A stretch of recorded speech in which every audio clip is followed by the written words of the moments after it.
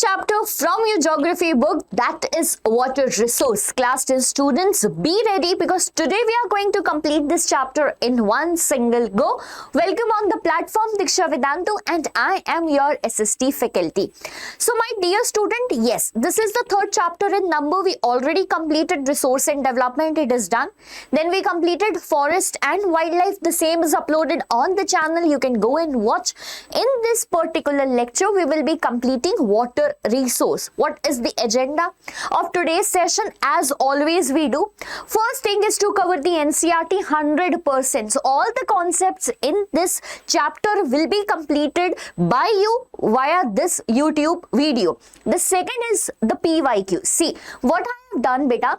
In this particular video, we have merged three things. First thing is concepts from NCERT. The second thing is all the PYQs plus NCERT questions, because I know that you as a SST student do not like to solve these NCERT questions. So I will be solving that for you so that you don't miss any mark. Now first thing what we have to understand before starting this chapter is how to study and what we are going to study in this chapter. Beta, whenever you start a SST chapter, the first source is your NCERT. After watching this video, you will go straight to NCERT, read it line by line, underline the keywords because I will be telling those keywords to you.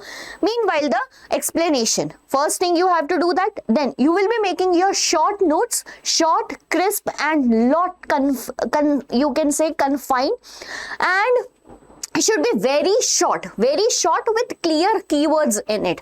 Second thing, after that you will be solving your NCERT questions and then the homework questions, the reference question that I am going to give you between this lecture. Okay, ready to go? So now, my dear students, take your NCERT out, take your pen, take your paper, and let us start this chapter, that is water resource. So beta, when we were in class 3rd or 4th, okay, we started studying a definition, that is what is resources, right? So that time you studied that anything that is of use around us is basically a resource. Now the definition of that resource get upgraded in the chapter development, that by resource is something, resource and development, okay, resource is something that is culturally acceptable, technologically accessible, and economically feasible. Got to know about that. Now let me tell you, beta, in this chapter what we are going to study is one of those resources, that is water resource. Since you were a child, you are studying about the hydrological cycle, right? Hydrological cycle, which explains about the evaporation of what? Evaporation of water, condensation of water, then precipitation of water, which clearly state us that water is a renewable resource. Water is what, bacha? Renewable resource. But then we see a lot of problems that are associated with water. One of those is water pollution, obviously. Second of that is water scarcity. Right? Now this chapter is about all those information: water as a resource, water scarcity, water pollution. What is the solution we did for it, like making of dams? Why dams are proclaimed as multi-purpose river projects, right? Is there any loopholes with the making of the dams? And then we will talk about the history of India, where we have done a great work in terms of the conservation of water and the conservation of farming, certain infrastructure which actually store water, and then we will compare it with the modern technologies which we are using today. Okay, and this is how and this is what we will study. Let's begin. Okay, so now my dear students, yes, water is a renewable resource, right? Now let me tell you that we are from class 6th again, since we were child, we are studying that 70%, 71% is covered with water, right? 71% on the earth is covered with what? Water. But do you think that water is of use to us? By use to us, I mean day-to-day use to us? No. Because 99% of that 70% is actually brackish water. What it is, bacha? It is brackish water, that means ocean water, salty water, which cannot be used in our day-to-day purpose, and hence only 1% of the water is fresh water that we can use. See, this much of population on earth and only 1% of the fresh water is available. What do you think will eventually happen? Overburdening to the need of a resource, but it is only being saved because it is a renewable resource. It is what, my dear student? Renewable resource. So 3/4 of the earth's surface is covered with water. Exactly, the 71% I was telling you, the 3/4 of the earth's surface is covered with water, but only a small proportion is usable, that is fresh water, and that small purpose is what, bacha? 1%, and only 1%. ठीक है, got to know this? Fresh water is mainly obtained from the surface runoff as well as groundwater. There are a lot of sources of fresh water, like that is river, right? Then we have rainwater in particular, ठीक है? Then we have water in lakes and a lot more sources. Basically, like groundwater is one of them. These sources are continuously being renewed and recharged with the hydrological cycle. The hydrological cycle which involved the process of evaporation, right? Evaporation, then after evaporation it will be condensation, and after condensation there will be precipitation. So all these three steps are like collectively known as hydrological cycle, due to which what gets renewed? Water gets renewed, right? But what happens na, bacha? This is basically a paradox like situation. The paradox like situation that 3/4 of the earth is available with water, right? Water is renewable. Then too, we are facing with one thing, and what is that? That is water scarcity. Okay? That is water scarcity. There are 2 billion people that live in the world in 2025 who feel scarcity of water. Like if we look at those pictures, right? These pictures belong to different terrain, different conditions, and everything. Everywhere we can understand that they are figuring out with a problem. Right? Like if we look at this problem, this is what? Over flooded area where the regions are affected by excessive water. But do you feel that this water is usable? No. Actually, it is not usable, and it is fit to use, healthy to use, not at all, bhai. Now see this line, the queue is being here and everyone is waiting for the water. Do you know that in my hometown, I'm not from that backward times, but I will tell you that I have seen this condition. I have seen this condition in the hometown where in the summer season there was lot of water scarcity and people were actually standing in the wait of the water tankers that were supplied by the government, waiting in queues that if the water will come, they will fill some limited stock of water and keep it for their uses. So yes, this condition is also there in the drought prone areas or where water scarcity is there. Right? Now you can see this is what? Flood prone area. This is drought prone area, and this is actually a desert, but this desert is a cold desert. Everywhere, irrespective of its geographical situation, one thing is being common these days, and that is water scarcity. If a question comes that by what is actually water scarcity and what are the problems that are created because of water scarcity, beta, here are the causes. Here are the causes, and question comes from here. Don't worry about the question because I have added all the PYQs in the same slide. So we need not to worry about that. We will focus more upon the concept clarity. Okay? Now you understand actually what water is. You understood what water scarcity is. Now coming towards the point of the causes of water. Right?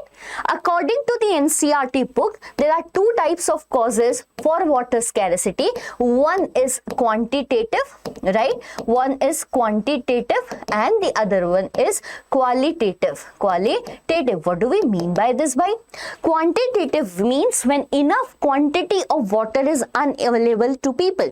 And there can be causes like over exploitation, that means overburden due to increase in population, right? Exactly growing population and falling of the groundwater.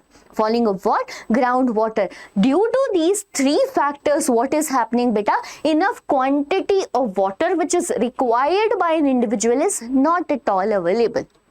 Get it? The second one is actually very clear with this word qualitative. What is that? By qualitative causes of water scarcity is when good quality of water, consumable quality of water is not actually available to the citizens. Like industrialization, what happens?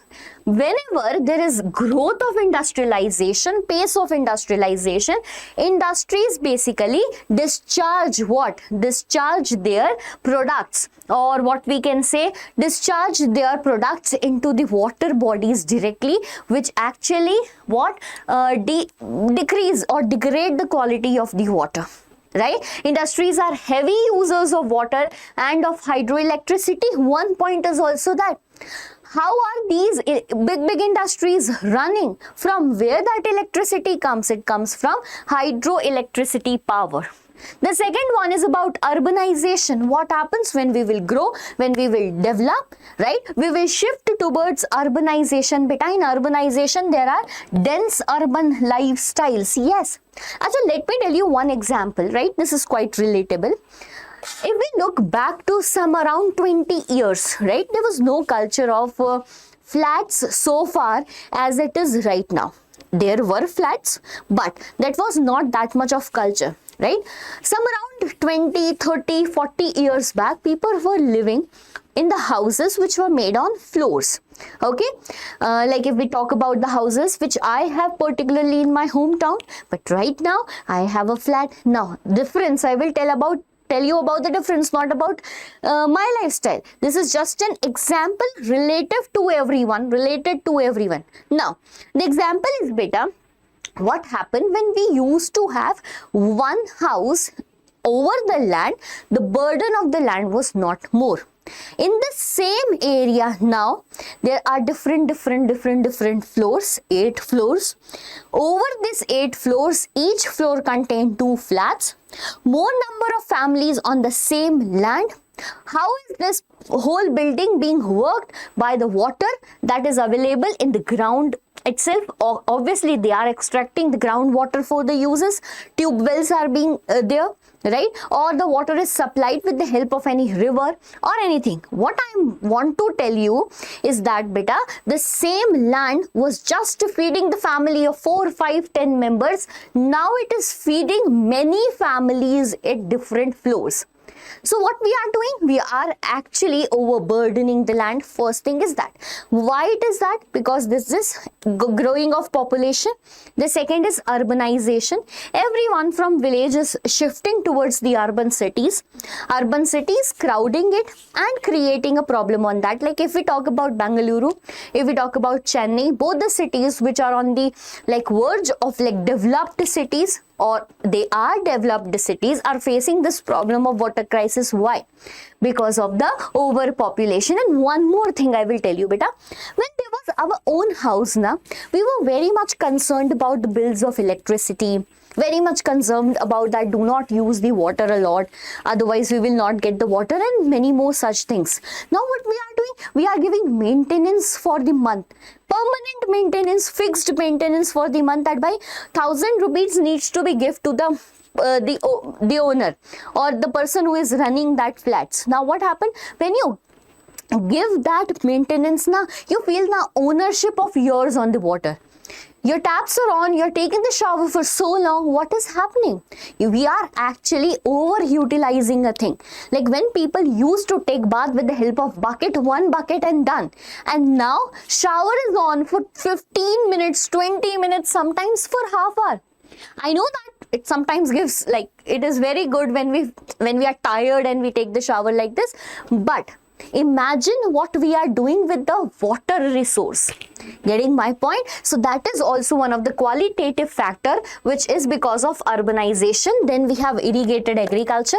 Yes, by commercial agriculture is increasing day by day. We have to boost our economy, and somewhere what happens, we are becoming producers of the product also, as well as consumer too, right, of certain grains and non-grain items which is grown and harvested in the land of India. Okay, because of which we are becoming the country who is consuming water a lot. Okay, all these are the qualitative as well as quantitative causes of what? One of the biggest problem in India, that is water scarcity.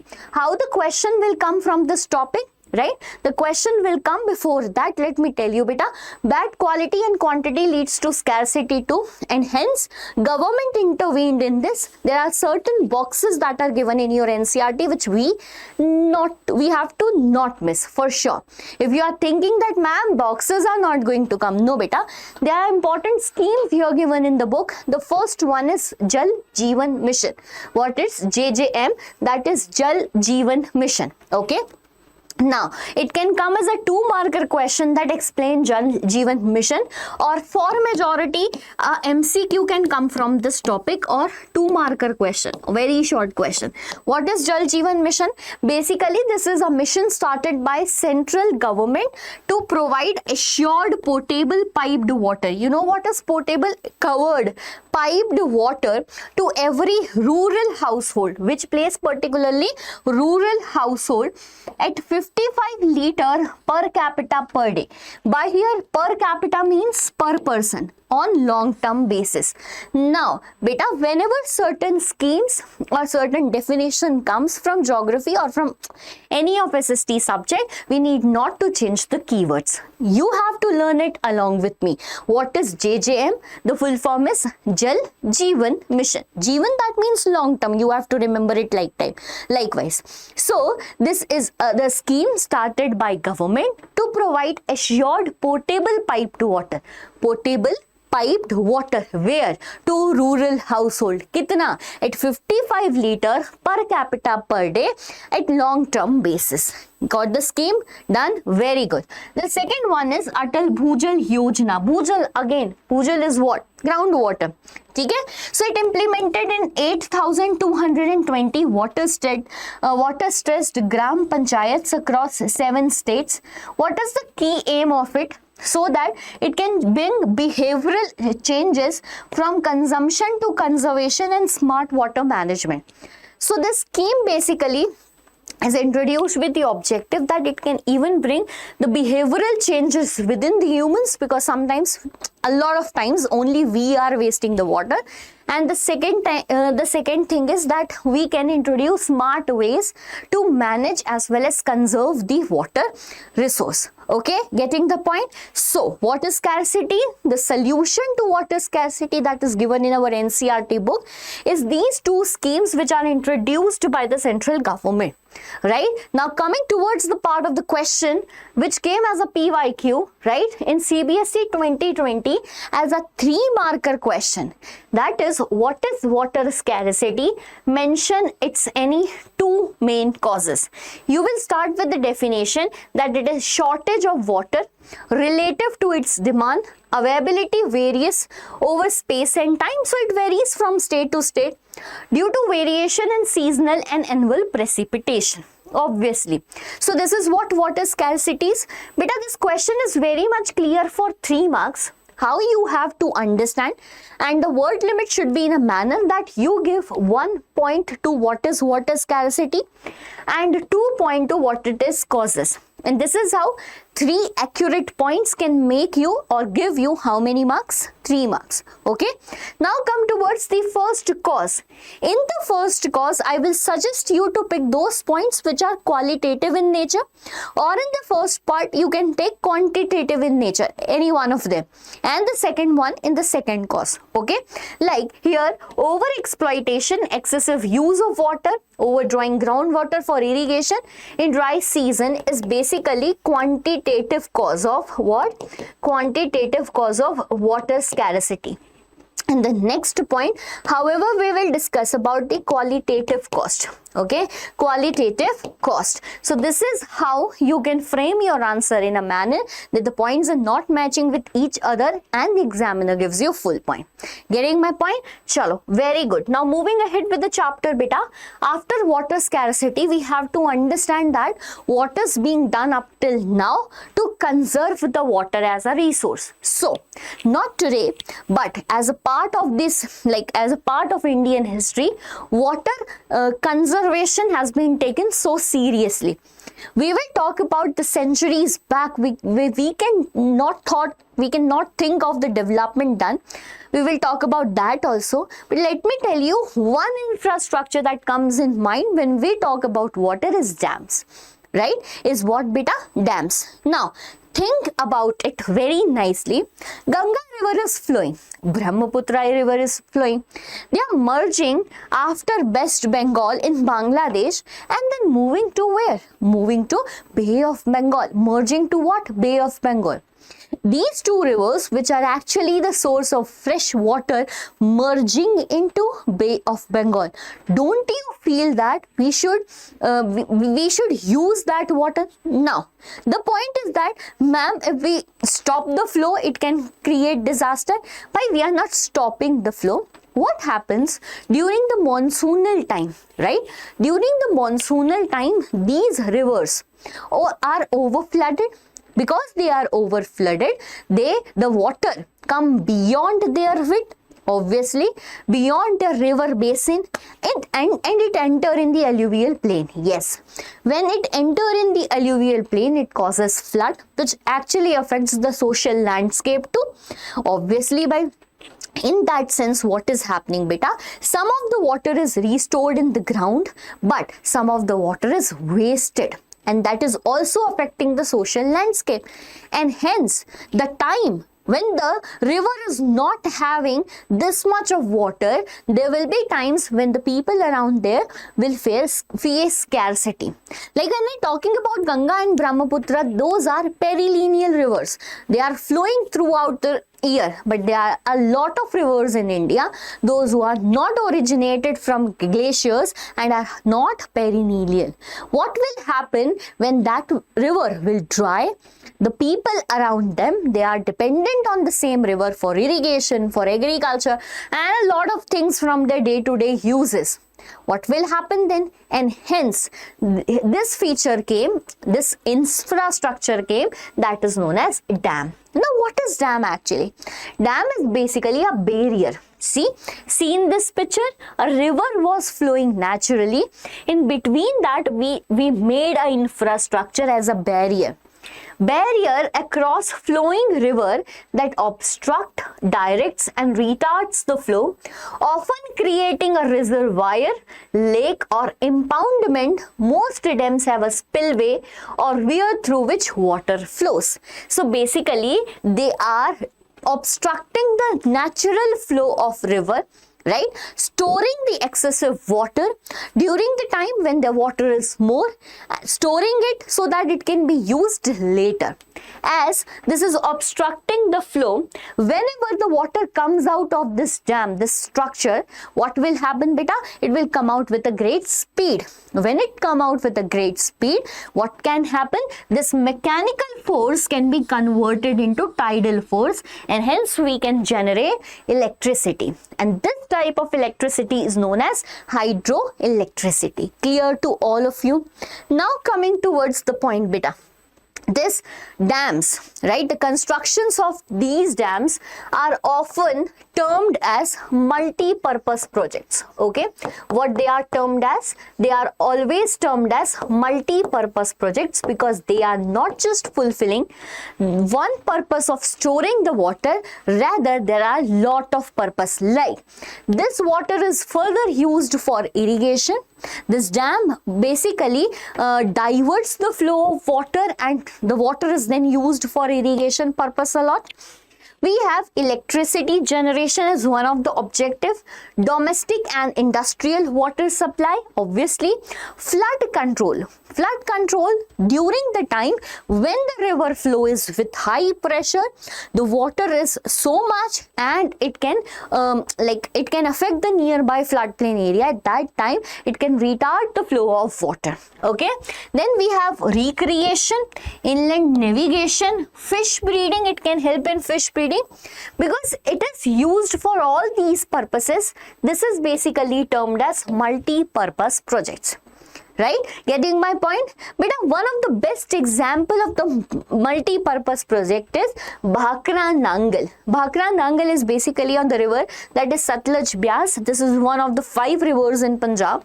Tidal power plus irrigation. This is the objective of this project. Right? Then we have one more dam, that is Hirakund Dam. Hirakund Dam, Mahanadi Basin. This is in West Bengal. Okay, water conservation plus flood control is the main objective of this. Whenever the question comes why these are considered as multi-purpose projects, you have to write these examples. That is the reason it is given here. Okay, which examples you are going to write about Bhakra Nangal project as well as Hirakund Dam in West Bengal over river Mahanadi. ठीक है, very good. Now you know that beta. 1947 when Britishers left us, taking all the resources of India. So now the new government was about to form, and who became the first prime minister of the first elected body in India, and that was Jawaharlal Nehru, right? But whenever the plans were made for the country's economy, the first among the target was agriculture, boosting the agriculture of India, because we know that at that time also, today's time also, India in terms of economy has one dominant, what we can say, economic activity, that is agriculture. Right? Around 70% of the India's population depends upon agriculture. But for agriculture, we need irrigation also. Because we have to feed around 140 crore of people right now. That time also population was high, not like this much. But yes, so we have to feed lot of stomachs, for which we need more crops. Because we at that time was not actually capable to import the food products, and it is not even good for any nation who is importing less in comparison to producing. Hence, producing more crops was the first target after becoming independent, right? And hence, at that time of Jawaharlal Nehru, or I would say at the time of first 5-year plan that started from 1951 to 1956, and the second 5-year plan started from 56 to 61. In both these plans, the target was to boost the agriculture as well as what we can say irrigation. For that purpose, majority of dams in India like Hirakund Dam, Bhakra Nangal project were made at that time. And here one popular statement of Jawaharlal Nehru came that he proclaimed dams at the temples of modern India. What? As the temples of modern India. This for sure comes a lot of time as an MCQ, that who proclaimed dams as the temples of India and why. So in that why, what you will be writing, because of their multi-purpose approach, because of the construction of dam is based upon its multi-purpose approach, you can write these uses of what? Dams. Clarity? Got it? Crystal clear? Very good. Now what happened by?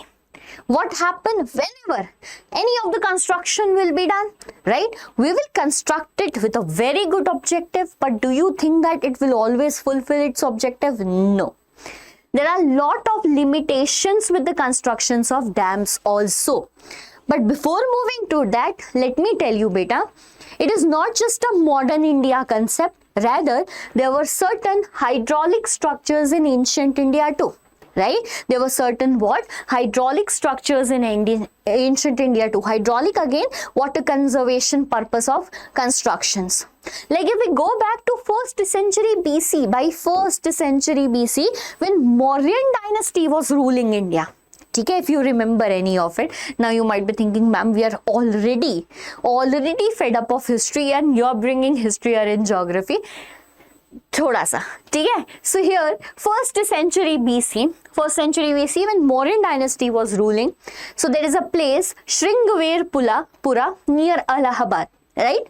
The traces, the evidences clears us that there was a sophisticated water harvesting system in channeling flood waters of river Ganga. So what happened na beta, the main river Ganga was flowing, and during the time when there is excess of water flood, the separate channels were created so that that water can be distracted towards another part and can be stored for future use. This is known as a sophisticated water management system or harvesting system that used to be at the times when Mauryans were ruling India 1st century BC.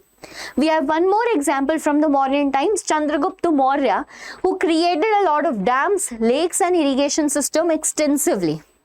Right, then we have about ancient sites like irrigation works in Kalinga, Odisha, Nagarjunkonda, Andhra Pradesh, Benur, Karnataka and Kolhapur, Maharashtra. Okay, so these are certain sites which are very good or epitome of water harvesting system in the ancient times. Okay, then we have bacha 11th century. Okay, here AD and BC is not written, so whenever in history nothing is written after that, it's AD. Okay, 11th century Bhopal Lake, right? Bhopal Lake, one of the largest artificial lake of that time. But I am from this place only, and I actually know the beauty of this lake. Not only beauty, the uses of that lake, right? Do you know that the places around this city do not actually have any water sources? The making of this artificial basically lake by Raja Bhoj is actually very helpful for the people over there, right? If you go back and look the history of Bhopal Lake, you will find very much interesting things over there. So yes, this was built in 11th century by Raja Bhoj. Then we have 14th century tanks in Hauz Khas, Delhi, built by Iltutmish to supply water to Siri Fort area. Acha, what happened na in 14th century? What was happening, beta? Delhi Sultanate was ruling us.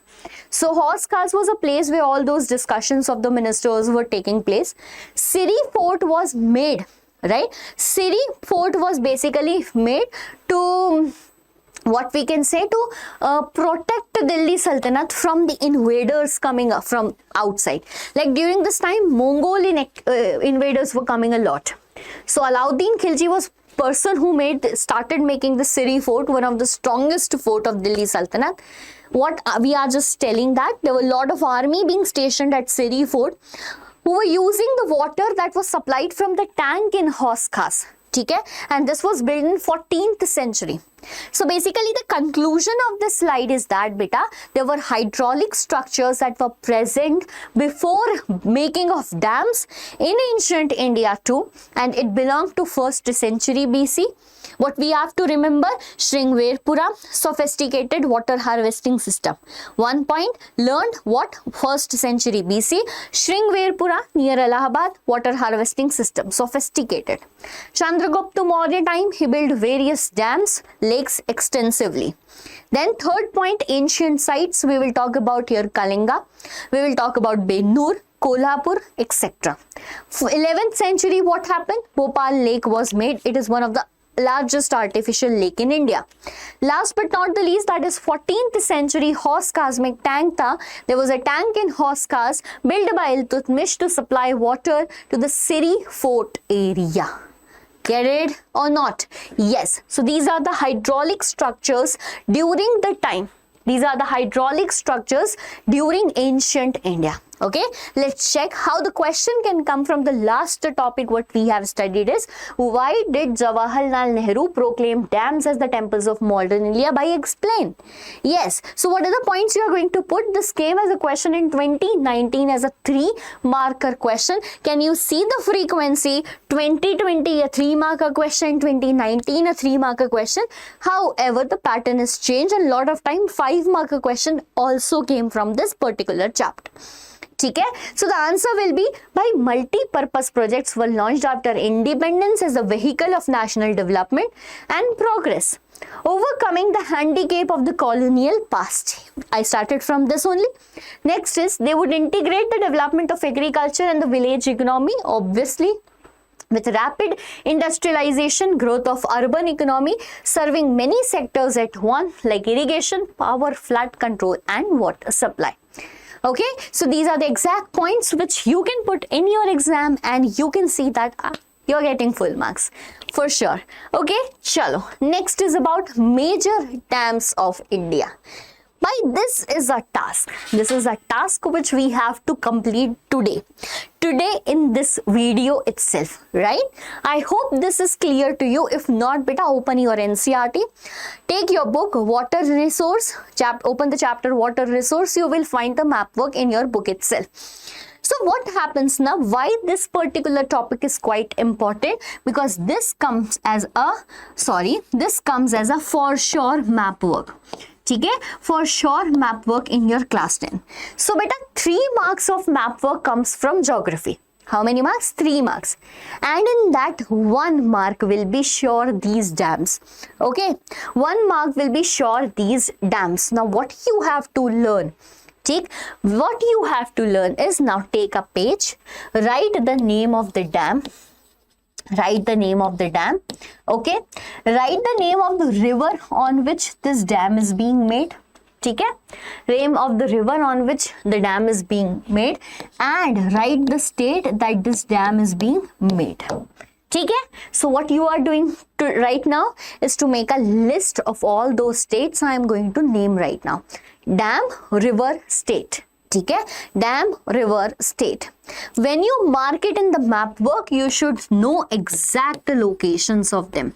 Okay, exact locations of them, because they are very, very, very important. Okay, we can't change those locations. Now coming towards from north to south, I will be moving from bacha north to south. Majorly this is going to be followed. The first project that we are going to talk today is Salal project. Okay, what is the project over here? The Salal project. Okay, this Salal project or Salal dam is made on the river that is Chenab. Made on the river that is Chenab, and you can see that this is in the state of Jammu. Okay, this is in the state of Jammu. First one done, right? Salal, Chenab. Can you remember it as Supreme Court? That is SC. Obviously, yes ma'am, we will remember it. Next is about beta Bhakra Nangal, right? It is what beta? Bhakra Nangal. Do you remember when I taught you that multi-purpose project? We studied about this Bhakra Nangal project. You know, this is being made on the river that is Satluj. Okay, Satluj. Okay, Satluj. Now, I can't tell you the exact mnemonic I used for this, otherwise you are going to take it otherwise or wrong. I will tell you is SB, right? So we know SBI, so SB. Okay, Bhakra Nangal on Satluj river. Okay, Salal project on Chenab river. Beta, this Salal and Bhakra Nangal sometimes become confused. We just interchange the rivers, so don't get confused over it. Whenever it comes Salal project, okay, SAC, remember it like this. So Salal on Chenab river, Bhakra Nangal on Satluj river. Let's move little south, and this here is Tehri dam. Okay, this here is what bacha? My dear students, pay attention to the states also meanwhile you are marking this. See, this is the first location we have, that is Salal project. The second one is this Bhakra Nangal, and the third one here is Tehri. Okay, Tehri in the state of Uttarakhand. Okay, and Bhakra Nangal in the state of Himachal Pradesh. So Tehri is basically on the bank of river Ganga. On the bank of river what bacha? Ganga. 3 dams done. Very good. Move southward. Then we have one more, that is Narora. Okay, we have one more. Acha, if you wish that I should write it here so that it can be clear to you, we can do that also. So we started with the first dam, that is Salal dam. Okay, we started with the first dam, that is Salal dam on the bank of river Chenab. You can see the location on the map right now. Then the second one, that is Bhakra Nangal. Okay, the second one, that is Bhakra Nangal on the bank of river Satluj. On the bank of river Satluj. Now the third one which you have to mark is Tehri dam. Again on the bank of river Ganga, Uttarakhand This is in Uttarakhand. We have fourth one, that is Narora. Okay, Narora is basically again on the bank of river Ganga, and this lies in Uttar Pradesh, the state of Uttar Pradesh. Let's move south. Now we have beta Rana Pratap Sagar Dam. What do we have here? We have the fifth in number, that is Rana Pratap Sagar. So where does these Rana people live basically? Obviously, Rana Pratap Sagar in Rajasthan. ठीक है, Rana Pratap and all. Now next is again the Sagar. The second Sagar is Gandhi Sagar. ठीक है, Gandhi Sagar, Rana Pratap Sagar, Gandhi Sagar, both in Rajasthan. You have to remember it likewise. Then we have one more dam, that is Sardar Sarovar Dam. You have to remember Sardar Sarovar because the controversy regarding this is also given in your book. So this Sardar Sarovar is basically on the river beta, on the river that is Narmada. Okay, we were talking about rivers, I forget telling you in the previous last one, in the previous two one. Okay, so Sardar Sarovar on the bank of river Narmada, and here it lies in the state of, let me tell you, it is connected with Madhya Pradesh and Gujarat. Whenever it comes about marking, you have to mark it here in Gujarat. ठीक है, here in Gujarat. And Rana Pratap and Gandhi Sagar were both built on the bank of river that is Chambal. Okay, Chambal. I missed it. I'm just telling it to you right now. Let's go south and see more dams over here. So we have one more, that is Pravara. ठीक है, what this is beta? Pravara. This Pravara dam, right? This Pravara dam is made on the river that is Godavari. That is Godavari, 8 in number for today. Right, let's move southward. This is Koyna, right? Koyna is basically a tributary of river Krishna. So Koyna dam is made on the river Krishna. K for Koyna, K for Krishna. ठीक है, K for Koyna, K for Krishna. Again we have more dams on the Krishna river. There are two more dams, and the first one is Nagarjun Sagar Dam. What it is? Nagarjuna Sagar Dam. ठीक है, Nagarjun Sagar again on the bank of river बच्चा Krishna. We have one more dam, that is Tungabhadra. You know, this Tungabhadra dam is on the bank of river Tungabhadra itself, but Tungabhadra is actually the tributary of river Krishna. So three dams here, that is Koyna, Nagarjun Sagar, Tungabhadra, all of these on which river bachcha? Krishna river. Then in the south we can see that we have this Periyar Dam, right? We have what? Periyar Dam. Again Periyar Dam on which river? Periyar river, state that is Kerala. Okay, we left some of these states here in this region. One and the most important is beta Hirakund Dam. ठीक है, Hirakund Dam, very important, for sure question going to come in map work, on the bank of river Mahanadi, because it is one of the largest dam of India. Okay, and whenever I ask you a question, one of the highest dam in India, then you have to answer it as Tehri Dam. Okay, they can confuse you asking these types of questions. So Hirakund on the bank of river Mahanadi. But one question that I have seen that it is not in syllabus but being asked a lot of times, that is about Rihand Dam. Okay, it is about which dam? It is about Rihand Dam. This Rihand Dam is again on the bank of river Son, which is actually the part of Ganga later. Okay, so Rihand Dam is also built on the river that is Ganga. So I hope that you also made the list which I asked you to do so. So these are all the major dams of India. Okay, how many dams we covered? 11, then 12, 13 and 14. So remembering those 14 dams is actually a task. Marking them on the map is also a task. And how you are going to do that? By learning those. Do 2 dams daily, and in 7 days you are going to ace your map work from the dams. One day you will sit on the table learning all those 14 locations for sure. Okay, follow what I am telling. We will take it lightly from today and will complete our syllabus on time before November. Get it? Chalo. Very good. Moving towards more in this chapter where they talk about Pradhan Mantri Krishi Sinchai Yojana. So beta, taking these dams as the like what we can say, in the background as a support system, various schemes were launched by the central as well as the state governments, like Pradhan Mantri Krishi Sinchai Yojana. So see, Pradhan Mantri clearly states us that this is the basically scheme from the central government. ठीक है, कृषि that means agriculture, सिंचाई that means irrigation, and an yojana that means a scheme.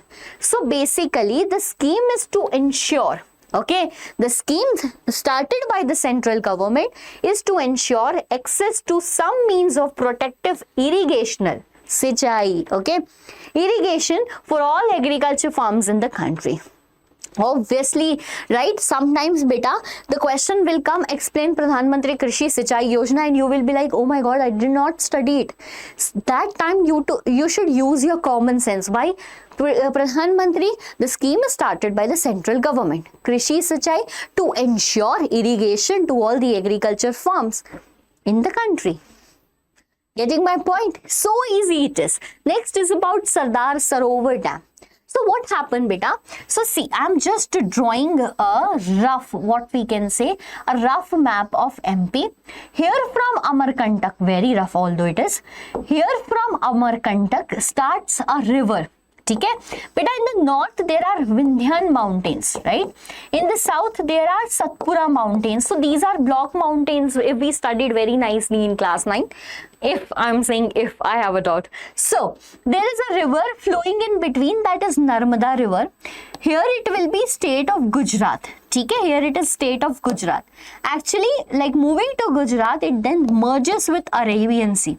It then merges with Arabian Sea. So over this Narmada river in Gujarat and Madhya Pradesh too, okay, in Madhya Pradesh too, this dam is being made, that is Sardar Sarovar Dam. Alright, covers parts of Maharashtra, Madhya Pradesh, Gujarat and Rajasthan.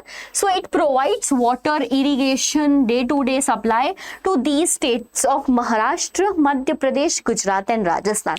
Made on which river? Narmada river. What is the project name? Sardar Sarovar Dam. ठीक है, over that Sardar Sarovar Dam, whenever the dam was being made, there were a lot of controversies because it included the displacement of social people living in that places. Lot of controversy raised, which was ended later. Okay, we have one more dispute, that is Krishna Godavari dispute. But what happened now, whenever dam is being made, okay, dam is being made, it actually obstructs the natural flow of water. ठीक है, so for example, this is one state, this is another state. A river originates in this state, ठीक है, and moves southward. What if the state in the north decides to make a dam, right, and store the water of that river? Will this state object? Yes, this state will definitely object. Now what happened?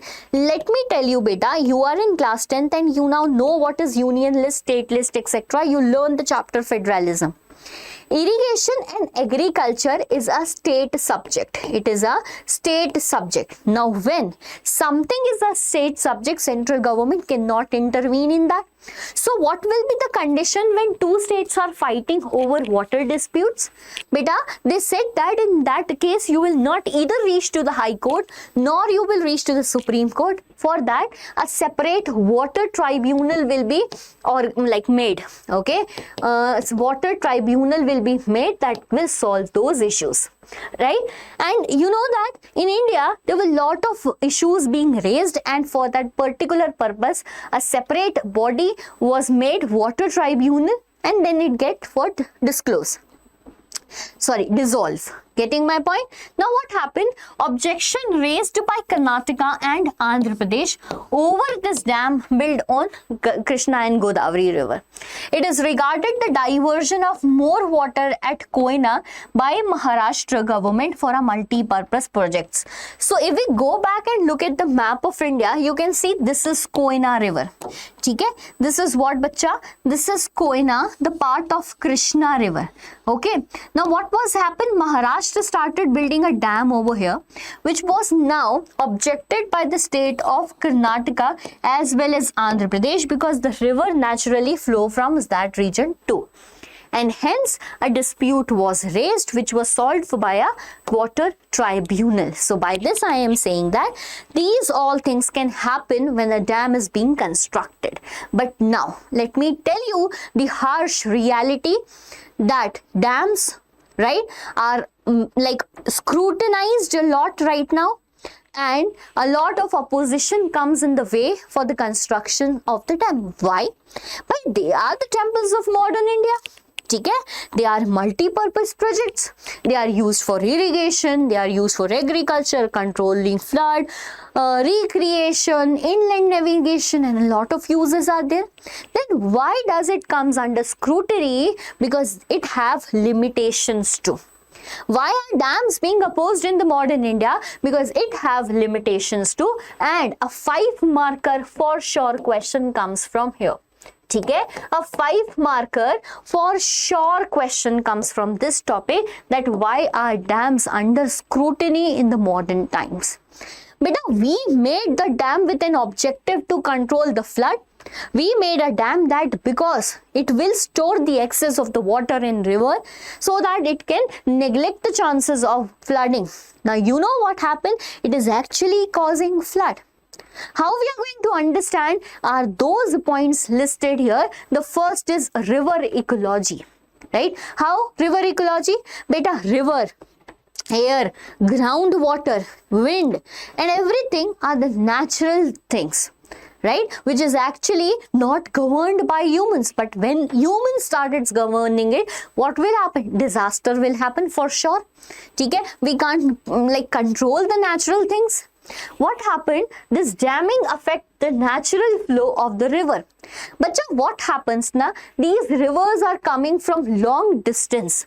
Long distance, like Ganga comes from a glacier in Uttarakhand. Brahmaputra comes from Tibet. So as they are coming from long distance, passing through various mountains and all, right, they actually with the help of their pressure erode that weathered rock, right, and carry those small sediments along with them.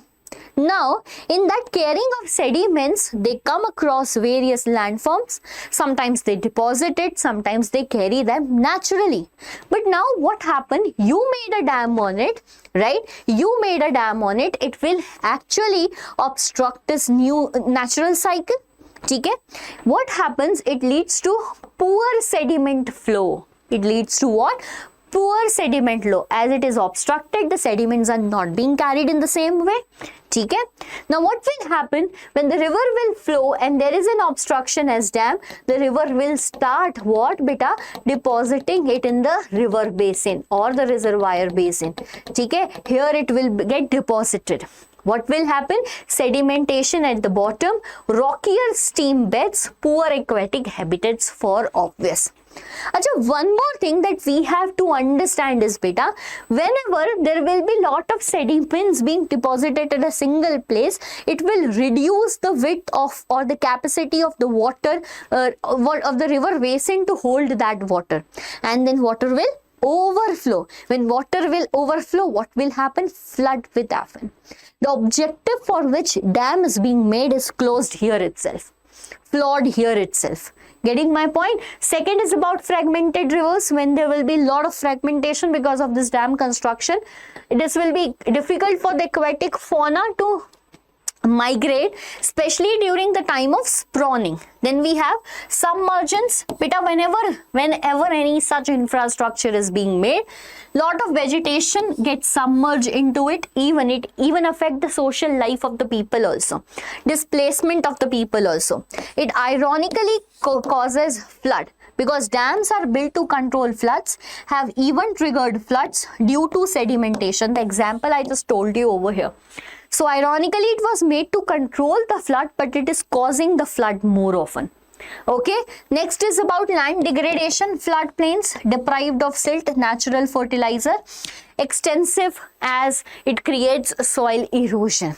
The next one is about other effects like increased earthquake, waterborne diseases and pests, pollution, cropping shift to water-intensive crops, salinization of soil. This I will explain to you in detail. Now what happened, beta? Because dam is made in the regions, right, in the purpose of development. ठीक है, very good. What happened na beta? Now, because of the construction of dams, there were certain areas where now the water for irrigation is available, right? Available a lot. Now, let me give you the example of Punjab. ठीक है, Punjab plus Haryana. Now, India wanted growth by obviously. We want self-reliance in terms of crop production, that we were the dominant nation in terms of agriculture as an activity. So what happened? We started green revolution. ठीक है, but a green revolution started in the year somewhere around 1960s to 70s, and this was the time in Punjab a lot of dams were being on this 5 rivers, Jhelum, Chenab, Ravi, Byas, Satluj. Now what happened? Dams are made, water is being made available. They are growing beta the crops that are actually not fit for their soil. Like rice. Rice is grown in an area which is water. What we can say, lot of water is there. So West Bengal and the northeast region gets naturally those amount of quantity of water. They grow rice there, right? But here rice is grown as a commercial crop. Even the crops which require water is grown here because water was made available with the help of dams. What happened? Salinization of soil happened. Lot of water created salinization, further soil erosion, and they are going to affect it later.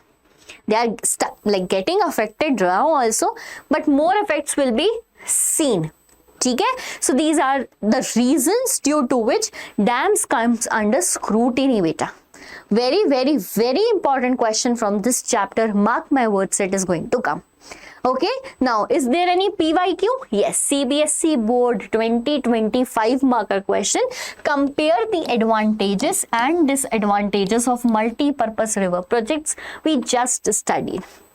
ठीक है, however it is written here in short as a 5 marker question. You have to write separate points for all of these, like advantages: irrigation for agriculture, electricity generation, water supply for domestic and industrial areas, recreation, inland navigation, and fish breeding. They are the advantages, right? You can frame it in 2 points with detail. The next is disadvantage, which we studied here. Everything in detail. Okay, write these points with headings in a 5 marker question. Give at least 3 points on each sides. 3 for advantages and 3 for disadvantages. Okay, and if you can, please prepare a table so that it can be clear to the examiner what do you mean. Done? Very good. Okay, so 50% of the syllabus from this chapter is actually covered. We have lot more topics to learn now, that is rainwater harvesting. But since we were child, we are studying one thing. Rainwater harvesting is the traditional genius method that is a part of Indian culture that should be promoted, right? What is rainwater harvesting? Whenever rainwater harvesting comes, the picture of that Rajasthan comes in our mind. Whenever water scarcity comes, those women in Rajasthan walking long distance in the sandy region, keeping all the pots over their head. This only comes now. Whenever rainwater harvesting, those pictures comes in our mind where the houses in Rajasthan is doing rooftop harvesting. Rooftop harvesting, that means storing that roof water which is actually coming from the showers of rainfall. This is what comes. But this is not just that beta. We have lot more ancient methods which is used widely in India for the conservation of water, and that is known as rainwater harvesting. Rainwater harvesting is a a good alternative method to store water naturally by not making any dam. A viable alternative to multi-purpose projects socio-economically and environmentally. This is ancient techniques which actually promote the local ecology, right? One among them is the construction of gulls and kuls. I have added the pictures for more visual learning. Wait for it. First we will understand what is going to come in your exam. So, whenever this question comes that explain the ancient rainwater harvesting system in India, the traditional rainwater harvesting in India, we have 4 points to write. First is the construction of gulls and kulls. They are basically constructed in Western Himalayan region. So, whenever a river is flowing, they are the diversion channels, right? A landform being made in hill and mountain region for agriculture. They store the water, diverting the channel, storing the excess water, later used for agriculture purpose. Okay? Then we have inundation channels. So these are also channels but beneath the ground, right?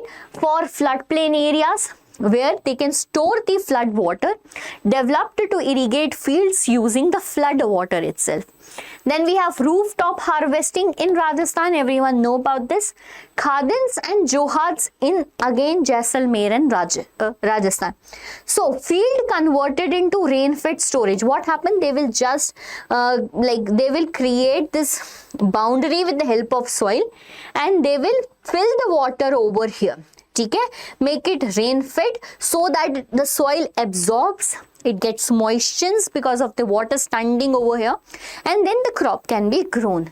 How do they look like? They look like this. Okay? So first one is gulls and kulls in the Western Himalayas. Where is very important. Where are the gulls and kulls? In Western Himalayan region, they are the diversion channels like this. Okay? Great. See how these diversion channels are being made and how it can use in step farming, that is terrace farming in those regions of Himalayas. Next, we have the picture of rooftop harvesting again. These types of slanting roofs are made in the states of Rajasthan, so they can collect the water, rainwater, via this help of pipe and get it stored in the tanks that is made underground their houses. Okay, the tanka system, the tank system particularly. Okay? And you know that the filters are being attached to the pipe so that water can get filtered before reaching to the tank. Then we have this inundation channel. So in the field itself, they will make these channels so that whenever the excess water comes, get stored here, use can be done for irrigation purpose.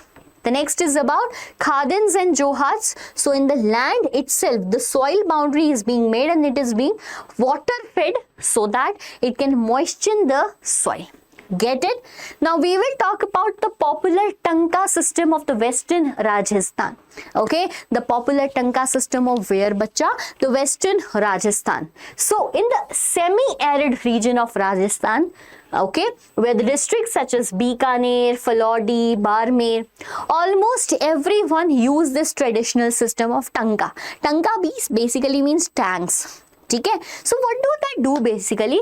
They make the tanks below the houses, right? Below their houses, they make a room-like structure which is actually their dams. One in Filodi is of the dimensions that is 6.1 meter deep, 4.27 meter long and 2.44 meter wide. Just dimension to make it clear how large it can be. Okay, so it is connected to the sloping roof tops via a pipe. Rain travels down and it's stored underground by this is the actual picture. Rain comes, water store comes with the help of pipe, right? As it comes with the help of pipe, the first spell of rain is not collected. Why? Acid rain. And even as along with acid rain, the terrace might not be clean and various reasons. So the first spell of rain is not collected. It cleans the roof and pipes. Later showers are stored. What is stored, bacha? Showers are stored. You know that this traditional rainwater harvesting system in Rajasthan is known as Palar Pani. If you trust me, right? If you trust your SST teacher, this is a MCQ going to come in your exam. Okay? What is Palar Pani? So it is traditional rainwater harvesting system, popular where? In Rajasthan. Considered the purest form of natural water, reliable when all the other sources dry up in the summer region in Rajasthan. Get it? So when 5-mark question comes regarding the tanka system, I think that you can write the relatable points here. So why is rooftop harvesting on the decline in Western Rajasthan despite adequate rainfall storage traditions? So you can tell. ठीक है, you can tell those points written here. Now we have lot more water harvesting systems in India which are actually not ancient ones. Up till now what we studied is something that is being practiced since ages. Gulls, kulls, rooftop harvesting, khadins, johats, and lot more. But now we are going to learn about the modern stories.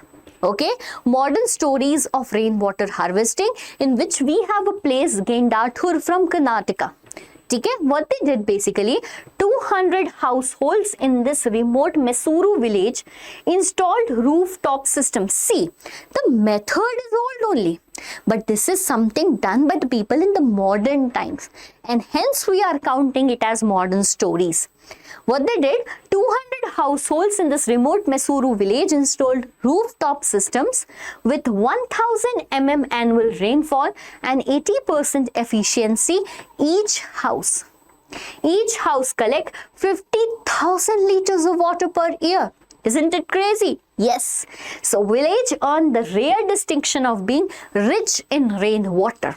Right? I think that this village needs recognition more, because when people approach for what we can say good thing, it is always successful. Like if we talk about the cleanest city of India, why? Because of people. If we talk about the place which is totally dependent upon solar electricity, because of people. So we as citizens needs to take a step ahead and solve those issues of environmental pollution and lot of things. I particularly feel that lot of motivation, by the way.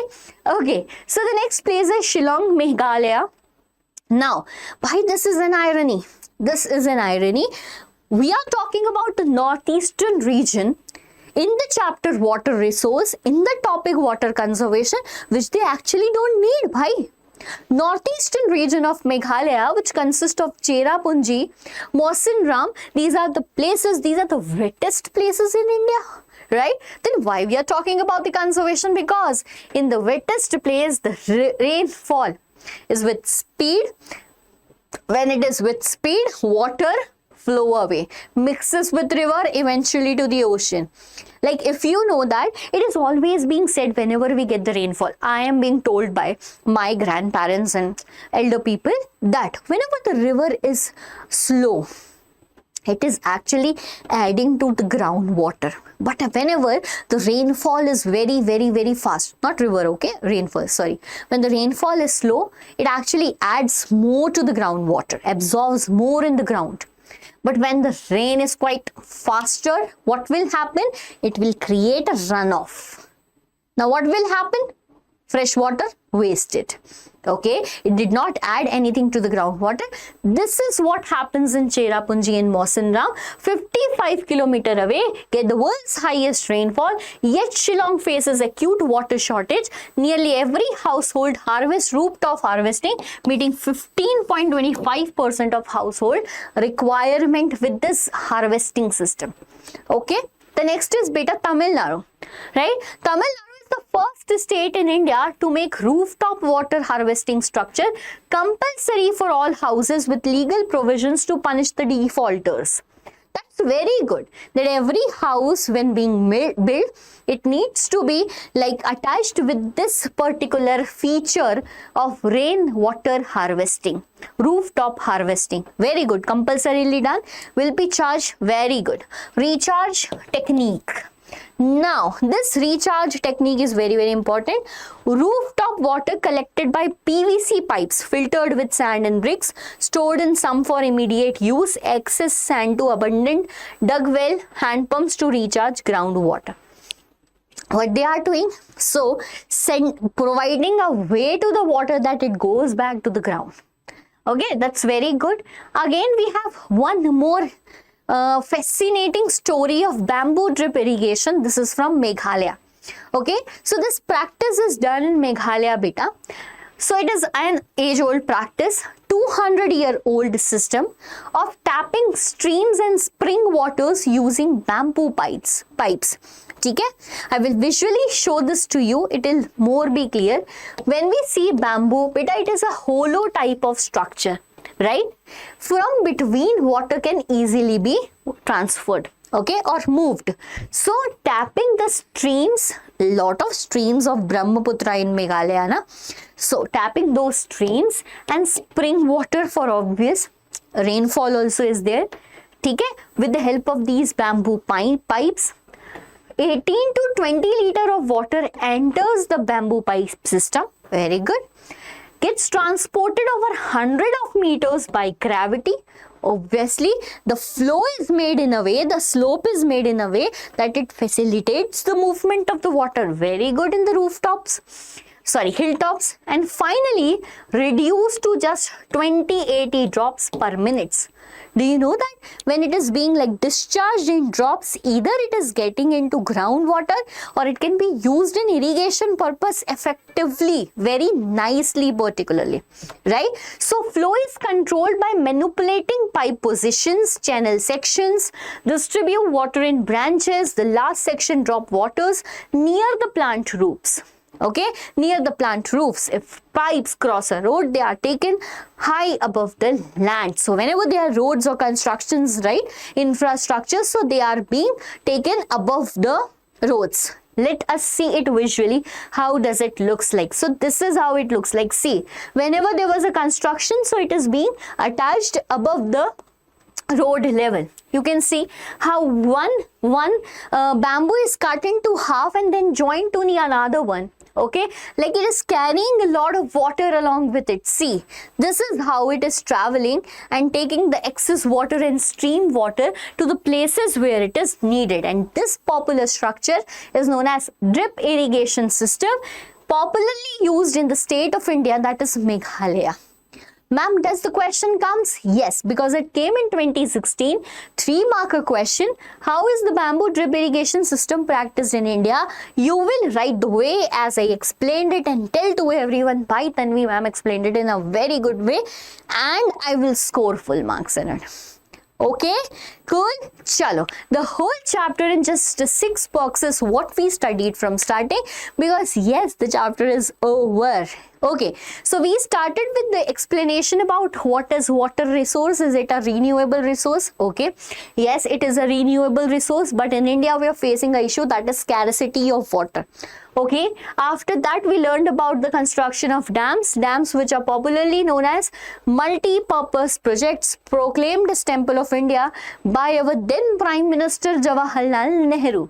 However, these dams constructed to control the flood later facilitated flood, and hence opposition and scrutiny came over what? Dams. Okay? Then we have 5 points, 5-marker question, very important. Then we moved toward rainwater harvesting system. First we started with the traditional methods used to conserve the same, and then we moved towards the modern methods for it. Okay, getting my point? Yes, exactly. These are the 6 parameters, only 6 parameters on which your chapter is dependent upon. Okay, if you are watching me up till here, beta, to all the students who are actually scared of water resource, ma'am, please teach water resource. I was getting regular comments on the previous class 10th one-shot lectures that ma'am, please upload water resource, beta. Here it is, water resource in just 6 boxes, and we completed it very nicely in just one go, along with seeing what the PYQs came from this chapter. Okay? One task is being done from my side is adding subjective PYQs. One task you are going to complete it by today after watching this video, that is to solve all the MCQs in the previous year question papers. Okay, get it? And this is how you will complete your chapter. What do you think? It is done? Nope. We are left with the NCERT questions. Bye.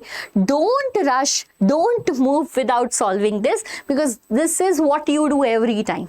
Every time you just read the NCERT, understand the chapter, and when the NCERT question comes and you are like, nope. So, okay, we will start it today. We will start the exercise questions, beta. They are so easy.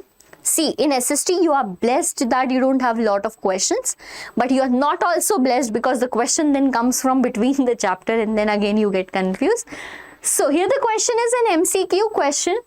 Classify each situation as suffering from water scarcity or not suffering from water scarcity. By very easy, just class second type of question. High annual rainfall. Annual rainfall is high, then there is no water scarcity. Okay? High rainfall plus large population. Yes, it can be suffering. The high rainfall but water highly polluted. So obviously, whether it is rainfall, whether it is not, but the water is polluted, it is actually creating you suffering. Low rainfall plus low population, no suffering. Very easy, bhai. What a question. What a question. Second question of the day. Which of the following is not an argument in favor of multi-purpose projects? In favor. So obviously the point will be in oppose. Okay? They bring water to areas suffering from scarcity. Yes, this is a positive point. So, not in favor wala nahi hai. By regulating water flow, they help control flood. Yes, they help control flood. They lead to large scale displacement and loss of life. Yes, it is not in favor. It is in what? Opposition. And hence, C is the correct answer, but we will read D also. They generate electricity for industries and homes. Yes, they generate. Okay? So this is a positive point. Next question. Identify the mistakes and rewrite correctly. So you have to identify the mistakes and rewrite it. I'm going to do one. The next is homework for you. Multiplying urban centers with large population helped in proper utilization of a water resource. No, bhai. Whenever there is multiplication of urban centers with large and dense population, so basically there will be urban life, over exploitation and water scarcity. Okay? Not the availability of water. Fine. Now more subjective questions in NCERTs. Explain how water becomes a renewable resource. By you are doing this from class 6th. Yeah. Hydrological cycle. Okay? Hydrological cycle, how water is a renewable resource. I am not going to do this. What is water scarcity and what are its causes? Again, water scarcity, shortage of water. Two causes, qualitative, quantitative, and here you frame your 3-marker question. Again, compare the advantages and disadvantages of multi-purpose project. By write it. ठीक है? Discuss how rainwater harvesting in semi-arid regions of Rajasthan is carried out. It is clearly written in semi-arid region. Okay, when you start reading the topic of Tanka system in Rajasthan, the first line is it is extensively built in the semi-arid region of Bikaner, Falod and Falodi basically. Okay, so write these points of what? Tanka system, which is popularly known as Palar Pani 2. Lot more we have described how modern adaptation of traditional rainwater harvesting methods are being carried out to conserve water. So here they are talking about modern methods. What you will write? The points related to Gendathur, Shillong, that is Meghalaya. ठीक है, Tamil Nadu, then groundwater recharge. You can even add not bamboo because it is 200 years old. And this is how we completed the entire chapter in a single go without leaving anything. Right? I believe all the concepts are clear. If not, watch it again. Okay. However, I believe it is actually cleared, beta. In case you have any doubt, I'm serious about this now. So, if in case you still have any doubt, any of the word is not being understood to you, write it in the comment section. I will be the one replying to you. Okay? Be in connect with us. We are going live also. If you come at the live sessions and ask the concepts, again, I am there to solve it. Then we have PYQs done, NCERT exercises done. Now what you have to do is from your side is to revise the chapter. How you are going to revise it? You are going to read the NCERT right now. Okay? Make notes of this chapter, short notes of this chapter. Solve as much as PYQ questions, subjective plus MCQs from this chapter. I am giving you 2 days for this chapter to do everything. How many days? 2 days, right? And I want that after 2 days, you will be like, bhai, ma'am, the chapter is crazy. Okay, so next practice the India map. Beta, mark those rivers and dams. Just 2 locations a day. ठीक है, 2 locations a day. Do not overburden, over target or over give yourself work, right? Rather relax and divide it equally into the days which you have for your preparation. Okay, I hope it is done, but I have something to show you also. We will be seeing that. Acha, basically one more thing beta, if you want these notes of the chapter, it will be attached in the description box for sure. ठीक है, it will be attached in the description box for sure. You can take the notes, you can take those questions by downloading the PDF attached over there. One more thing that I want to show you is this. ठीक है, is this. So basically I am going to attach the website, right? Link of the website in the description too. Now what happens beta, there is one problem that every student is struggling, that is mobile phone. Okay, and in mobile phone also, when you're searching for a video like water resource, now you're searching all over, watching the video of 10 teachers at 10 times, 10 minutes, and what is being covered is 0. ठीक है, so what is the actual resultant velocity? 0. Sorry, displacement 0. Right? So for that solution here, Vedantu presents one thing to you. You can see in the poster, this particular link is basically AIO. ठीक है, I can explain you the 3 teachers, like for SST, obviously me, Sonu sir for maths, Aditi ma'am for science. These 3 teachers are dedicated for the YouTube channel you are watching us right now.